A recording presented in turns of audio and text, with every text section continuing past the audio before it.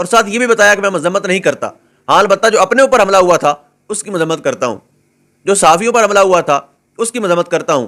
اور صحافیوں میں کیوں کرتے ہیں مذمت؟ کیونکہ وہ پریس کلب کے اندر کھڑے ہوئے تھے اور ایک صحافی کا سامنا کر رہے تھے، اور ان کا بھائی حامد میر صاحب، ان کے اوپر بھی حملے ہو چکے ہیں اور وہ بھی بیسیکلی ایک صحافی ہیں۔ بہر صورت ایسی سپورٹ جب انہیں وہاں پر سوال ہوا تو اس کے پیش نظر انٹری بند کر دی گئی، یعنی ایک صحافی کو صحافی سے سوال پوچھنا کتنا مہنگا پڑ گیا کہ وہاں پر انٹری بند کروا دی گئی۔